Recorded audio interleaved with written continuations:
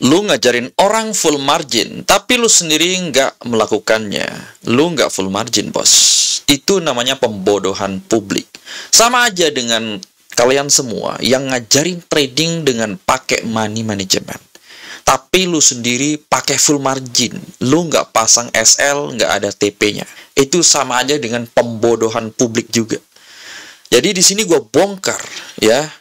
Borok-boroknya mentor-mentor yang oknum. Kalau pesulap merah mungkin bongkar-bongkarin dukun. Khusus di channel ini, gue akan bongkar-bongkar mentor-mentor yang ngajarin sesat. Sekarang gue lempar ke publik. Apakah kalian setuju? Kalau brokernya untung, agen IB-nya untung, sama playernya untung. Coba lu komen di kolom komentar. Lu setuju apa enggak? Kalau lu setuju berarti lu masih waras. Bang, gue nggak peduli bang. Yang penting gue full margin, gue untung.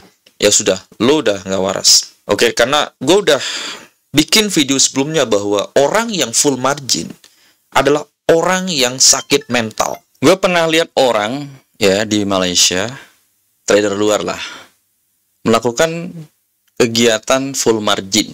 Jadi gue lihat, jadi ketika dia layering kayak gitu, ya pokoknya pencet-pencet kayak gitu banyak sampai not enough money. Jadi ada tulisannya itu not enough money. Dia menggunakan leverage unlimited atau leverage yang sangat besar banget. Nah, itu gue bilang bener full margin.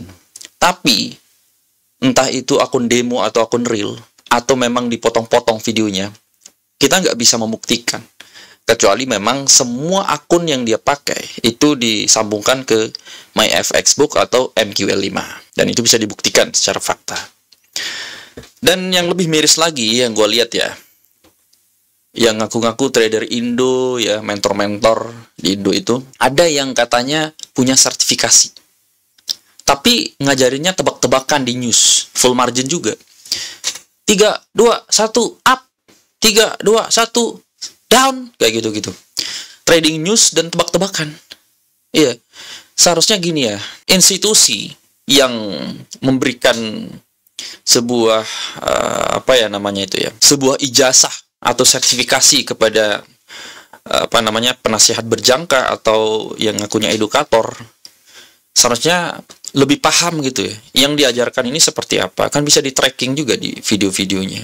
Bahkan ya, lu trading pakai 1 juta 2 juta aja, menurut gue itu lu belum pantas masuk trading. Kenapa? Karena mendingan lu kerja atau lu bisnis. Mengerikan sekali kalau kemampuan lu cuma 1 juta 2 juta.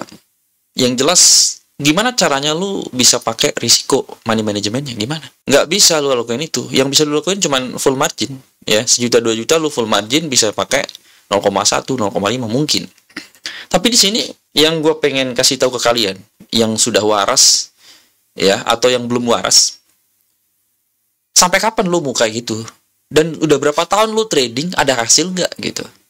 Kalau lu nggak ada hasil, ya berarti lu sebenarnya sudah salah jalan, tapi lu nggak ngerti jalan pulang.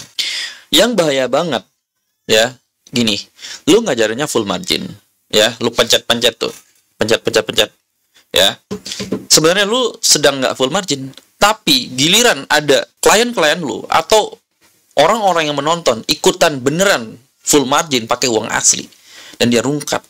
Gue udah banyak sekali ya, tapi ada 2 yang udah gue wawancarai, orang Jawa Tengah. Dia kerja di Korea dan itu 2 orang itu rugi ya, ratusan sampai miliaran. Itu utang bank. Mereka rugi, ada yang udah kawin, ada yang belum. Mereka nggak bisa kasih makan anak istri dan orang tuanya. Miris banget.